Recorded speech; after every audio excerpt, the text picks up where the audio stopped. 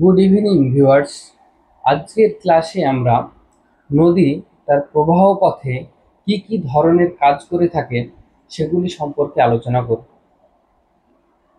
কোনো একটি নদী যখন পার্বত্য অঞ্চলে উৎপন্ন হয়ে বহুদূর প্রবাহিত হয়ে মোহনাতে গিয়ে পতিত হয়, তার এই দীর্ঘ প্রবাহ পথে যখন খাতের মধ্যে দিয়ে নদীটি প্রবাহিত হয়, তখন বিভিন্ন গতিতে নদী বিভিন্ন ধরনের কাজ করে থাকে। এর আগের ক্লাসে আমরা এ সম্পর্কে আলোচনা করেছি যে একটি নদীর মূলত তিনটি গতি থাকে। একটি হচ্ছে উচ্চ গতি বা পার্বত্য প্রবাহ, মধ্যগতি বা সমভূমি প্রবাহ এবং নিম্নগতি বা বদ্বীপ প্রবাহ। এবং বিভিন্ন গতিতে নদীর জলের প্রবাহের যে গতিবেগ সেটি বিভিন্ন রকম হয়ে থাকায় আমরা নদীর এই গতিপথে বিভিন্ন ধরনের কাজ লক্ষ্য করে থাকি। তবে মূলত নদী প্রধানত তিনটি কাজ করে। একটি, নদী তার প্রবাহ পথে ক্ষয় কাজ করে থাকে। যে পদার্থ ক্ষয় হয়েছে সেই সমস্ত পদার্থগুলি নদী তার জলের দ্বারা বহন করে, অর্থাৎ বহন কাজ করে। এবং নদীতে যখন স্রোত কমে আসে, অর্থাৎ বহন করার ক্ষমতা আর থাকে না, তখন সেই সমস্ত বাহিত পদার্থগুলি নদী সঞ্চয় করে। অর্থাৎ পার্বত্য প্রবাহ থেকে মোহনা পর্যন্ত নদী এই তিনটে কাজ করে। একটি ক্ষয় কাজ করে, বহন কাজ করে এবং সঞ্চয় কাজ করে। ক্ষয় কাজ সম্পর্কে আমরা আলোচনা করব। নদী যে খাতের মধ্যে দিয়ে প্রবাহিত হয়, সেই প্রবাহের সময় এই ক্ষয়ের তীব্রতা কেমন হবে, ক্ষয় বেশি হবে না কম হবে, সেটা কতগুলি বিষয়ের দ্বারা নির্ধারিত হয়। সেই নির্ধারকগুলি হলো শিলার প্রকৃতি,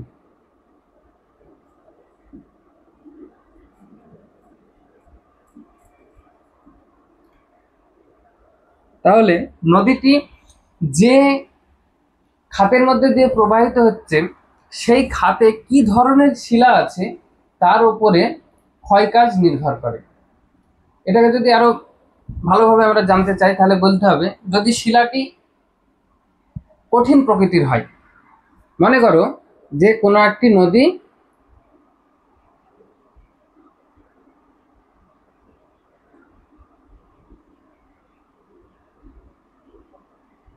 এই খাতের মধ্যে দিয়ে প্রবাহিত হচ্ছে এবং এই শিলাগুলি কঠিন, তবে সেক্ষেত্রে কি দেখব যে নদী তার জলের দ্বারা, যেহেতু কঠিন শিলা তাই কম ক্ষয় হবে, তাই খাতের গভীরতা কম হবে। কিন্তু যদি এখানে আমরা কি দেখি, নরম শিলা আছে,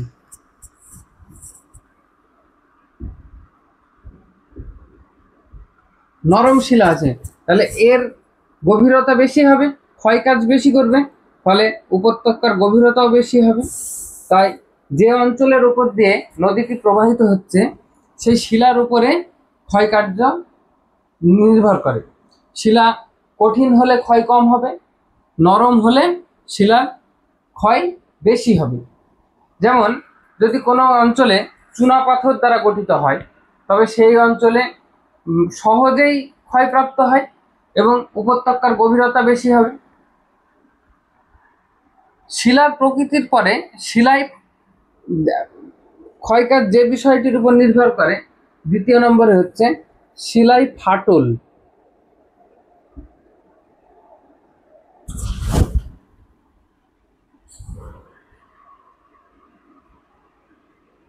ফাটল বা দারুণ। ফাটল বা দারুণ নদীটি যে শিলার উপর দিয়ে প্রবাহিত হচ্ছে, মনে করি যদি এমন হয় এটা কোনো একটা খাতের মধ্যে দিয়ে নদীটি প্রবাহিত হচ্ছে, এইবার এই নদীর খাতের যদি ফাটল থাকে, শিলাস্তরে যদি ফাটল থাকে, ক্র্যাক থাকে, তবে এই ফাটল বরাবর কি হবে, জল সহজেই ঢুকে সেই শিলাস্তরকে নরম করবে, এই জায়গাটা নরম করবে, এই জায়গাগুলো, এবং নরম করলে কি হবে, সহজেই ক্ষয়প্রাপ্ত হবে। তাই যে শিলাস্তরে ফাটল বা দারুণ থাকবে সেই শিলাস্তর সহজেই ক্ষয়প্রাপ্ত হবে। আর যদি ফাটল বা দারুণ না থাকে সেক্ষেত্রে শিলার ক্ষয় প্রতিরোধ করে দাঁড়িয়ে থাকবে, ফলে উপত্যকার গভীরতা কম হবে। ক্ষয়কার্যের প্রকৃতি তৃতীয় যে বিষয়টির উপর নির্ভর করে সেটা হচ্ছে ভূমির ঢাল।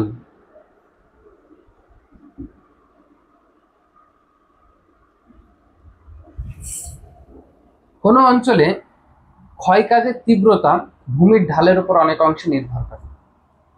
যদি কোনো অঞ্চলে ভূমির ঢাল বেশি হয়, এটা একটা খাড়া ঢাল, এটা একটা মৃদু ঢাল। যদি এই অঞ্চলের উপর খাড়া ঢালের উপর দিয়ে নদী প্রবাহিত হয় তাহলে কি হবে, এই নদীতে জলের গতিবেগ বেশি হবে, এবং জলের গতিবেগ যদি বেশি হয় তাহলে এই নদীর ক্ষয় করার ক্ষমতা বেশি থাকবে। তাই ঢাল যদি বেশি হয় তবে সেক্ষেত্রে ক্ষয়ের তীব্রতা কিন্তু বৃদ্ধি পাবে। আর যদি এরকম মৃদু ঢাল হয় বা সমভূমি হয় সেক্ষেত্রে নদীর প্রবাহিত জলের গতিবেগ কম হবে, ফলে এর ক্ষয় করার ক্ষমতাও কম হবে।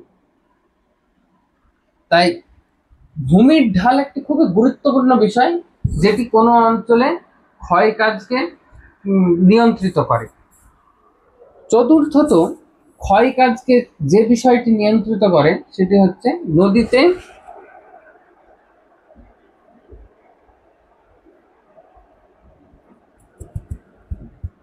জলের যোগান। যদি কোনো নদীতে জলের যোগান বেশি থাকে তবে সেই নদীর গতিবেগ বেশি হবে, ফলে নদীর ক্ষয় করার ক্ষমতাও বেশি হবে। কিন্তু যদি নদীতে জলের যোগান কম থাকে, নদীর গতিবেগ কম হবে এবং নদীর ক্ষয় করার ক্ষমতাও কম হবে। এই যে বিষয়গুলো আমি আলোচনা করলাম এর উপর ভিত্তি করে শিলা যে যে পদ্ধতিতে ক্ষয়প্রাপ্ত হয় নদীতে, এই পদ্ধতিগুলো কিন্তু বিভিন্ন রকম। যে শিলাস্তর বিভিন্ন পদ্ধতিতে ক্ষয় হয়, ক্ষয়ের আবার ভাগ আছে। এই ক্ষয়ের পদ্ধতিকে আমরা মূলত 5টি ভাগে ভাগ করা যায়, যেগুলির নাম আমি এখানে আলোচনা করেছি। কটি ভাগে ভাগ করা যায়? 5টি পদ্ধতিতে ক্ষয় কাজ করে। এক্সামে কিন্তু খুব মানে ইম্পর্টেন্ট কোশ্চেন, যে নদীর ক্ষয় কাজের পদ্ধতিগুলি সম্পর্কে আলোচনা করো, বা নদী কি কি পদ্ধতিতে ক্ষয় করে সেগুলি আলোচনা করো। তাহলে নদী কয়টি পদ্ধতিতে ক্ষয় করে? 5টি পদ্ধতিতে ক্ষয় করে। এবার আমরা একটি একটি করে প্রতিটি পদ্ধতি সম্পর্কে জানব। প্রথমত যে পদ্ধতিতে নদী ক্ষয় করে সেটি হচ্ছে জলপ্রবাহ দ্বারা ক্ষয়, মানে সরাসরি জলের দ্বারা ক্ষয়। তোমরা লক্ষ্য করবে যে ছাদের জল নামার জন্য যে আমরা পাইপ দিই, সেই পাইপটি ঠিক নিচে মাটিতে একটা গর্ত লক্ষ্য করতে পারো। কেন? ওই ছাদের পাইপ থেকে জল নিচে পড়ে ওই জায়গাটায়, নিচের জায়গাটায় কি করে, আঘাত হানে, জলের দ্বারা আঘাত হয়, এবং ওই আঘাত হানার ফলে ওখানে একটা গর্ত বা নিচু জায়গা সৃষ্টি হয়। তাহলে জল কি করে, এখানে এই জায়গাটায় সরাসরি আঘাত হানে, এবং এই আঘাত হানার ফলে ওই জায়গাটায় ক্ষয় হচ্ছে। তাই নদী যখন প্রবাহিত হয়, এই নদীর যে গতিবেগ, এই প্রবাহের দ্বারা জল সরাসরি কোনো একটি খাতের মধ্যে দিয়ে যখন প্রবাহিত হচ্ছে, নদীটি যখন প্রবাহিত হয় তখন এই খাতে প্রবাহের সময় এই চারিপাশে জলের দ্বারা সরাসরি আঘাত হানে, এই সাইডে আঘাত হানে, এর তলদেশে আঘাত হানে, চারিদিকে আঘাত হানে, এবং এই নদীর পার্শ্বদেশ এবং নিম্নদের আস্তে আস্তে ক্ষয়প্রাপ্ত হতে থাকে। আস্তে আস্তে কি হয়, ক্ষয়প্রাপ্ত হয়ে এরকম নিচে নামতে থাকে, এবং এর উপত্যকার গভীরতা এবং চওড়া আস্তে আস্তে বাড়তে থাকে। এই যে জলের সরাসরি আঘাতের ফলে যে ক্ষয় হয় সেটাকেই বলা হয় জলের প্রবাহ দ্বারা ক্ষয়। দ্বিতীয়ত যে পদ্ধতিটিতে নদী ক্ষয় করে সেটি হচ্ছে অবঘর্ষ ক্ষয়। অবঘর্ষ ক্ষয়, নদী যখন প্রবাহিত হয়, মনে করো এটা একটা পাহাড়, নদী এখান দিয়ে প্রবাহিত হচ্ছে। এই নদী যে প্রবাহ হওয়ার সময় কি করে, এই জলের সঙ্গে বিভিন্ন আকৃতির নুড়ি, বালি, কাঁকর বা বালি এর সঙ্গে প্রবাহিত হচ্ছে। এবার প্রবাহিত হওয়ার সময় এই নুড়ি, বালি, কাঁকরগুলো এই তলদেশে কি করবে, আঘাত করবে বা ঘর্ষণ খেতে খেতে নিচের দিকে যাবে বা সামনের দিকে এগিয়ে যাবে। ফলে এই নদীর তলদেশ ক্ষয়প্রাপ্ত এবং মসৃণ প্রাপ্ত হবে, ক্ষয়প্রাপ্ত এবং মসৃণ প্রাপ্ত হবে। এই যে পদ্ধতি, এটাকেই বলা হয় অবঘর্ষ ক্ষয়। তৃতীয় যে পদ্ধতিটি সেটির নাম হচ্ছে ঘর্ষণ ক্ষয়। এখানে লক্ষ্য করো যে এই যে পাথরগুলি নিচের দিকে গড়াতে গড়াতে নেমে আসছিল, এরা তো আর সারিবদ্ধভাবে যে একে অপরের সঙ্গে কোনো রকম স্পর্শ না করে যাবে এমন তো নয়। এরা যখন সামনের দিকে এগিয়ে চলে তখন একে অপরের সঙ্গে কি হয়, এর সঙ্গে এর ঠোকাঠুকি হয়, মারামারি হয়। এই ঠোকাঠুকির ফলে এই বড় শিলাখণ্ডগুলো আস্তে আস্তে সামনের দিকে যখন প্রবাহিত হয় তখন ছোট ছোট শিলাখণ্ডে ভেঙে যায় এবং এই প্রবাহিত পদার্থগুলো আকারে ক্ষুদ্র হয়ে যায়। এই পদ্ধতিতে ক্ষয়টাকে বলা হয় ঘর্ষণ ক্ষয়। চতুর্থত যে পদ্ধতিতে ক্ষয় কাজ হয় সেটা হচ্ছে দ্রবণ ক্ষয়। এটি খুব ইন্টারেস্টিং। দ্রবণ ক্ষয়টি যে ধরো কোনো একটি নদী তলদেশে বিভিন্ন ধরনের শিলাস্তর থাকতে পারে। এখানে কোনো কঠিন শিলাস্তর আছে, মনে করলাম এটা কোনো একটা কঠিন শিলাস্তর। আবার এখানে কোনো নরম, যেটা জলে দ্রবীভূত হয়ে যায়, যেমন চুনা পাথর আছে, বা শিলার মধ্যে বিভিন্ন লবণ কণা থাকতে পারে। তখন নদীর জল যখন প্রবাহিত হবে তখন তলদেশে যদি এমন দ্রবীভূত হয় এমন যদি শিলাস্তর থাকে তাহলে কি হবে, এই জলের সঙ্গে এটা দ্রবীভূত হয়ে যাবে এবং এখান থেকে লবণ বা চুনা পাথরের যদি হয় তবে সেখান থেকে শিলা এই জলের সঙ্গে দ্রবীভূত মানে গুলে যাওয়া, এই গুলে গিয়ে সামনের দিকে এগিয়ে যাবে এবং এই স্তরে কি হবে, এখান থেকে যদি উঠে যায় তবে এখানে ক্ষয়কার্য হবে এবং এর উচ্চতা কমে যাবে। এই জায়গার কি হবে, উচ্চতা আস্তে আস্তে কমে যাবে। এই পদ্ধতিতে যে ক্ষয়টি হয় সেটাকে বলে দ্রবণ ক্ষয়। পঞ্চমত যে পদ্ধতিতে নদীর ক্ষয় হয় সেটা হচ্ছে বুদ্বুদজনিত ক্ষয়। বুদ্বুদজনিত ক্ষয় হচ্ছে নদীর যে পৃষ্ঠদেশ,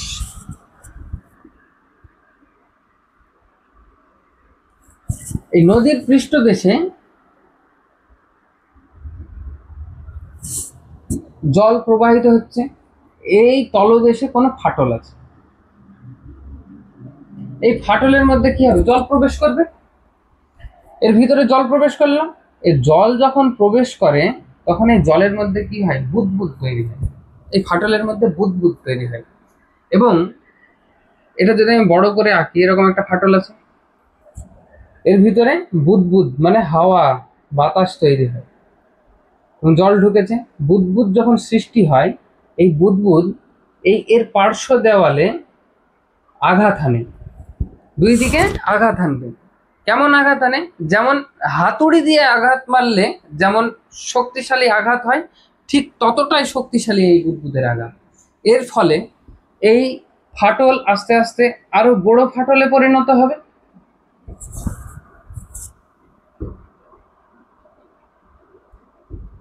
এইভাবে নদী গর্ভে যে ক্ষয় কাজটি চলে তাকে আমরা বলি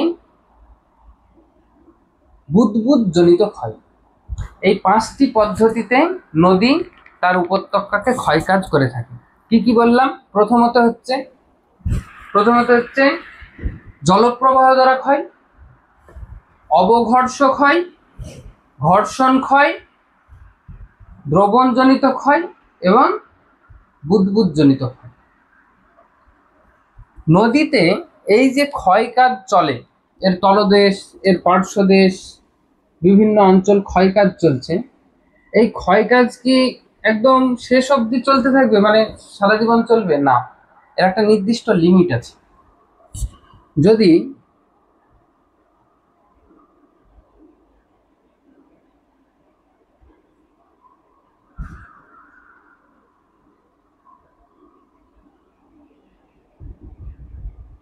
নদীটি যখন প্রবাহিত হবে, প্রবাহিত হতে হতে এই যে ক্ষয় করছে, নিচে নিচে এরকম ক্ষয় করছে, আস্তে আস্তে নিচের দিকে ক্ষয় করতে করতে এই অঞ্চল আস্তে আস্তে নিচু হবে, এরকম নিচু হচ্ছে, নিচু হচ্ছে, নিচু হতে হতে কতটা, সর্বনিম্ন কত দূরে ক্ষয় করতে পারবে, এর একটি নির্দিষ্ট সীমা আছে।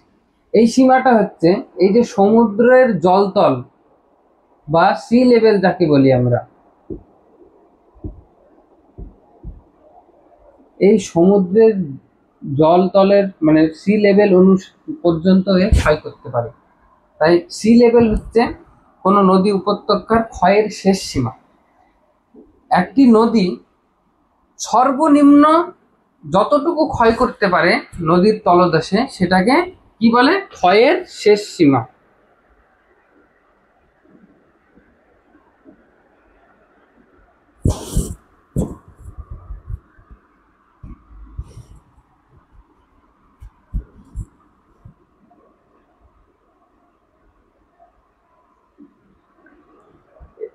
এই যে ক্ষয়ের শেষ সীমা, এর ধারণা প্রথম 1875 সালে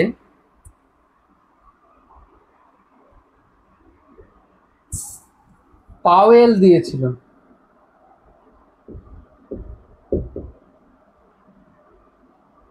এটি খুবই এই প্রশ্নটি আসে যে ক্ষয়ের শেষ সীমার ধারণা কে দিয়েছে? ক্ষয়ের শেষ সীমার ধারণা দিয়েছে পাওয়েল 1875 সালে।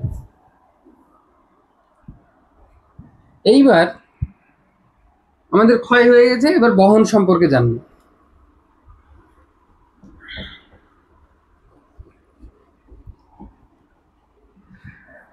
নদী যে সমস্ত পদার্থ ক্ষয়কার্যের দ্বারা নদীর জলের সঙ্গে মিশেছে, সেগুলি বিভিন্ন পদ্ধতিতে কি হয়, এক জায়গা থেকে অন্য জায়গায় বাহিত হয়ে যায়, মানে ট্রান্সপোর্টেড হয়, এক জায়গা থেকে অন্য জায়গায় স্থানান্তরিত হয়। এটাকে বলে বহন কাজ। এই বহন বিভিন্ন পদ্ধতিতে ঘটে। প্রথম যে পদ্ধতিতে বহন ঘটে সেটা হচ্ছে দ্রবণ প্রক্রিয়া। এর আগে আমরা ক্ষয়ে পড়েছি যে দ্রবণ পদ্ধতিতে ক্ষয় হয়, মানে নদীতে যদি কোনো শিলাস্তরের মধ্যে লবণ থাকে বা দ্রবীভূত শিলাস্তর থাকে, জলে দ্রবীভূত হয়ে যায় এমন যদি শিলাস্তর থাকে, তবে সেগুলি জলের সঙ্গে দ্রবীভূত হয়ে জলে গুলে যায়। যেমন কি হয়, আমরা কোনো জলের মধ্যে চিনি দিয়ে শরবত তৈরি করি, জলের সঙ্গে চিনিটা মিশে গেছে, ওই রকম জলের সঙ্গে খনিজ লবণ এবং শিলার পদার্থ মিশে যখন এক স্থান থেকে অন্য স্থানে স্থানান্তরিত হবে, সেই স্থানান্তরের পদ্ধতিটাকে আমরা বলবো দ্রবণ প্রক্রিয়ায় বহন কাজ, মানে দ্রবীভূত হচ্ছে, হয়ে বহন হচ্ছে। দ্বিতীয়ত যে পদ্ধতিতে বহন কাজ করে নদী, সেটা হচ্ছে ভাসমান অবস্থায়। যে সমস্ত পদার্থগুলো বা যেমন বালি, নুড়ি জলে ভেসে থাকতে পারে, সেই সমস্ত পদার্থগুলো জলের সঙ্গে ভাসমান অবস্থায় জলের উপর দিয়ে ভাসতে ভাসতে এক স্থান থেকে অন্য স্থানে স্থানান্তরিত হতে থাকে। এবং যেহেতু নদীর জল প্রবাহিত, তাই সেটা কোনো জায়গায় যে মানে যদি গতি বেশি থাকে নদীর জলে, তবে সে সঞ্চয় হয় না, ওই ভাসমান অবস্থায় এক স্থান থেকে অন্য স্থানে কি হবে, স্থানান্তরিত হয়। তৃতীয়ত যে পদ্ধতিতে নদী বহন কাজ করে সেটি হচ্ছে লম্ফদান পদ্ধতিতে বহন কাজ। যদি এটাকে নদীর তলদেশ আমি মনে করি, তবে যদি এখানে কোনো নুড়ি, বালি, কাঁকর প্রভৃতি থাকে, তবে এটি এই দুটো পদ্ধতি, দ্রবণ বা ভাসমান নাই, এটা একটা অন্য পদ্ধতি। এই পদ্ধতিতে কি হয়, জল এসে এখানে আঘাত করে, আঘাত করার ফলে এই যে শিলাখণ্ডটি সেটা লাফিয়ে ওঠে, এইভাবে লাফায়, লাফিয়ে উঠে আবার পড়ে, সামনের দিকে এগিয়ে যায়। আবার জল আঘাত করে, লাফ দিয়ে উপরে ওঠে, উঠে সামনের দিকে এগিয়ে যায়। আবার আঘাত করে, আবার উপরের দিকে ওঠে এবং সামনের দিকে এগিয়ে যায়। এই যে লাফিয়ে লাফিয়ে সামনের দিকে পদার্থ এগিয়ে যাচ্ছে, এই পদ্ধতিটাকেই বলে লম্ফদান পদ্ধতি। চতুর্থত যে পদ্ধতিতে নদী বহন কাজ করে সেটি হচ্ছে অবঘর্ষ পদ্ধতি। যে সমস্ত শিলাখণ্ড বা নুড়িখণ্ডগুলি তুলনামূলক আয়তনে বড়, সেগুলি তো আর এইভাবে লাফিয়ে লাফিয়ে উপরে উঠতে পারবে না, তখন সেই সমস্ত শিলা বা নুড়িখণ্ডগুলি জলের আঘাতে সামনের দিকে ঘর্ষণ খেতে খেতে আস্তে আস্তে ভূমির ঢাল বরাবর এগিয়ে চলে বা গড়াতে গড়াতে সামনের দিকে এগিয়ে চলে। এই যে ঘর্ষণ খেয়ে খেয়ে সামনের দিকে এগিয়ে যাচ্ছে, এই পদ্ধতিটাকে বলে অবঘর্ষ পদ্ধতি। নদীর যে সমস্ত পদার্থ নদী দ্বারা ক্ষয়িত পদার্থ আমরা পাই, সেগুলি মূলত গোলাকৃতি হয় এই কারণে, কারণ এগুলি গড়াতে গড়াতে সামনের দিকে এগিয়ে চলে। তাই নদীর ফলে যে সমস্ত শিলাখণ্ড আমরা অবক্ষেপ হিসাবে পাই সেগুলি কিন্তু গোলাকৃতি হয় বা মসৃণ প্রকৃতির হয়। অন্যান্য যে বহির্জাত প্রক্রিয়া আছে, সেই সমস্ত বহির্জাত প্রক্রিয়ার দ্বারা সৃষ্ট যে অবক্ষেপ, তার সঙ্গে কিন্তু এর একটা ইউনিকনেস, এটা সম্পূর্ণই আলাদা। যদি গোলাকৃতি পাই তবে আমরা ভাববো যে এখানে নদীর কাজ ছিল। নদীর কাজের দ্বারাই শুধুমাত্র গোলাকৃতি এরকম শিলাখণ্ড তৈরি হয়। এবার এই যে নদীর বহন ক্ষমতা, নদীর বহন ক্ষমতা উপরে আমরা একটা সূত্র পড়ব এবং এটি আমাদের মাধ্যমিকে খুবই গুরুত্বপূর্ণ। অনেকবার এই কোশ্চেনটি এসেছে এবং এটা খুবই ইম্পর্টেন্ট, তোমরা অবশ্যই জেনে নেবে এবং মনে রাখবে। এটা হচ্ছে ষষ্ঠ ঘাতের সূত্র। ষষ্ঠ ঘাতের সূত্র। নদীর যে এই বহন ক্ষমতা, এটি নির্ভর করে কতগুলি বিষয়ের উপর। সেটি হচ্ছে নদীতে জলের যোগান, ভূমির ঢাল প্রভৃতির উপর। যদি ষষ্ঠ ঘাতের সূত্রতে বলা হয়, যদি কোনো কারণে নদীর গতিবেগ দ্বিগুণ হয়ে যায়, মানে যে গতিবেগে জল প্রবাহিত হচ্ছিল সেটা ডবল হয়ে যাবে। যদি ডবল হয়ে যায় তবে নদীর বহন ক্ষমতা 64 গুণ বৃদ্ধি পায়। যদি গতিবেগ দুগুণ হয় তাহলে তার বহন ক্ষমতা বৃদ্ধি পাবে 64 গুণ, 2⁶ সমান সমান 2 × 2 × 2 × 2 × 2 × 2 সমান সমান 2 দুগুণে 4, 4 দুগুণে 8, 8 দুগুণে 16, 16 দুগুণে 32, 32 দুগুণে 64, 64 গুণ বৃদ্ধি পায়। আরেকবার বলছি যে ষষ্ঠ ঘাতের সূত্র, নদীর গতিবেগ যদি কোনো কারণে দ্বিগুণ বৃদ্ধি পায় তবে নদীর বহন ক্ষমতা 64 গুণ বৃদ্ধি পায়। এই নদীর বহন ক্ষমতা এই যে 64 গুণ বৃদ্ধি পায়, এটাকেই ষষ্ঠ ঘাতের সূত্র বলে। এই নদীর গতিবেগ বিভিন্নভাবে বাড়তে পারে। যদি কোনো কারণে ভূমির ঢাল বেড়ে যায় বা নদীতে জলের যোগান বৃদ্ধি পায় তবে নদীর গতিবেগ বাড়তে পারে, এবং এই গতিবেগ যদি দ্বিগুণ হয় তার বহন ক্ষমতা 64 গুণ বৃদ্ধি পাবে। এটাকেই বলে ষষ্ঠ ঘাতের সূত্র।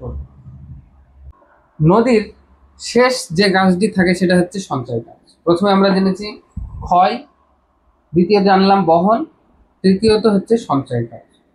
নদী যখন একদম বদ্বীপ অঞ্চলে বা মোহনা অঞ্চলে চলে আসে, তখন নদীর যে সমস্ত পদার্থ ক্ষয় করে নিয়ে এসেছিল সেই সমস্ত পদার্থকে বহন করে নিয়ে যাওয়ার মতন আর ক্ষমতা থাকে না।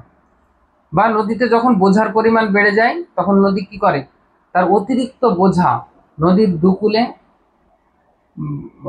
কি করে সঞ্চয় করতে থাকে এবং বিভিন্ন ধরনের ভূমিরূপ গড়ে তোলে। আমরা এর পরবর্তী ক্লাসে নদীর ক্ষয় কাজের ফলে এবং সঞ্চয় কাজের ফলে উচ্চগতি, মধ্যগতি এবং নিম্ন গতিতে বিভিন্ন ধরনের ভূমিরূপ তৈরি করে সেই সমস্ত বিষয়গুলি সম্পর্কে আলোচনা করব। আজকের ক্লাস এই অবধি। আর শেষ পর্যন্ত জুড়ে থাকার জন্য সকলকে ধন্যবাদ।